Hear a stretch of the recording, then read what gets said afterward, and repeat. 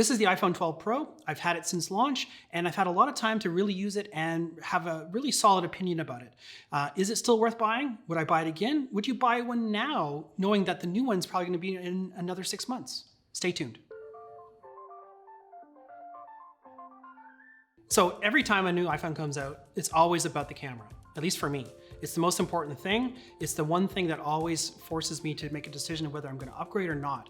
And the way I look at it as a photographer is like I'm buying another lens for my SLR. You know, it's roughly about the same price. You know, the iPhone 12 Pro was around $1,600–1,800 Canadian, which is a lot of money, but it also gives you a lot of value. And I was also able to sell my previous phone to sort of offset those costs. So constantly upgrading is a good thing, but you know, is the camera really that worth it? Well, I have to say, after using it for a while, it totally was.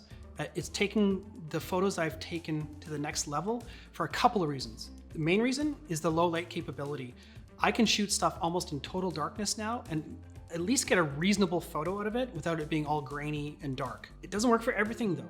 It does need some light. And you know, some of the photos aren't usable, but at least if you're trying to catch a photo of, say, something you're trying to repair in the dark underneath a cupboard or something like that, you'll get that shot. But if you're in a restaurant or out in the woods or something like that, you're gonna have varying levels of success. It's still fantastic and even leaps and bounds above the 11 Pro. So another thing that I really liked about the new 12 was the Magsafe charging. That's the little circle of magnets that's at the back that allows you to just sort of click into place. The trouble is, after 6 months, there just isn't a lot of accessories that take advantage of that, other than Apple's, which can be quite expensive. And I already had a fairly good selection of wireless charging pads and stands and little mounts and that type of thing. So I didn't find a need to actually upgrade to those other things yet. I still am waiting for the little wallet add-on, but I'm not going to pay $120 for that from Apple because I'm not convinced that's worth that much money. So that was something I was excited about before, but not so much now. So in Vancouver, we're surrounded by 5G antennas already on a lot of the major providers. So I was really excited to try the iPhone 12 Pro with a 5G service. And I gotta say, I was kind of disappointed.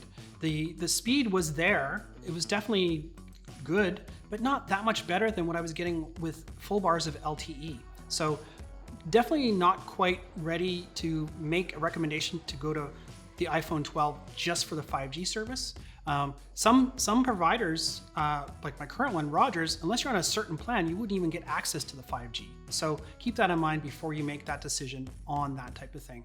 Speaking of things like that, we also noticed that about half of you aren't even subscribed to our channel. We'd love it if you would subscribe, hit the little bell icon, and get notified of any of our future videos.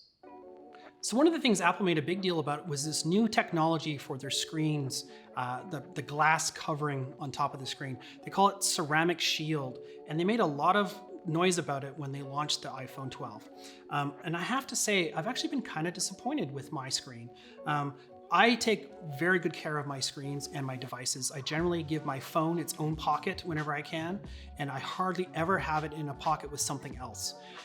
But within a few weeks of getting this phone, I actually noticed some little scratches, or not really scratches, I want to call them like smudges or scuff lines or something like that, because they're not something you can feel. You can only see them in certain light, but they're wider than a scratch would be. So I can only imagine it's just whatever this technology is that Apple's using to coat the screen or protect it with this ceramic shield, it's how it handles what would normally be a scratch. Like I said, I hardly ever have anything else in my pocket. There's the occasional time when I'm unloading my car, I might throw it in my pocket quickly with some keys or some change or something like that, but I'm actually quite disappointed. And every time I see it on my screen, I cringe a little bit, almost to the point where I'm gonna go to the Apple store and see if they'll replace it, but I suspect that they won't because it's not actually damaged per se. But it is a bit disappointing that they make such a big deal about this, but you know, and I don't know if you can even see it on the camera, but it actually is there and it's annoying to me, as you can imagine. So that's the one part of the durability that I'm a little concerned about. But other than that, I have to say the battery life has been fantastic. I honestly don't even think about battery anymore with my phone. I use it all day, whether I'm out and about or at home, and I never even think about how much juice I have left. And often when I put it back on the charger at the end of the day, it's always much higher than I would think it would be. So let's talk about what I loved in really the reason I bought the iPhone 12 Pro, and it's the camera. And I have to say it's been fantastic, except for one thing that I've noticed, and I'm not sure if it's just me being extra picky about it, specifically for this video, or if it's something that's always been there and I just never noticed it as obviously as I think it is. And that is whenever I take a photo, when there's a light source in the frame, whether it's the sun, a light bulb, a fireplace, anything like that, there is a distinct reflection that looks like a lens flare, but it's smaller than that. It's more consistently a little green dot in the photo. And I'm finding that I'm having to adjust my camera quite a bit to try to move that green dot away from my subject's face or whatever I'm trying to take a shot of so that I can hide it.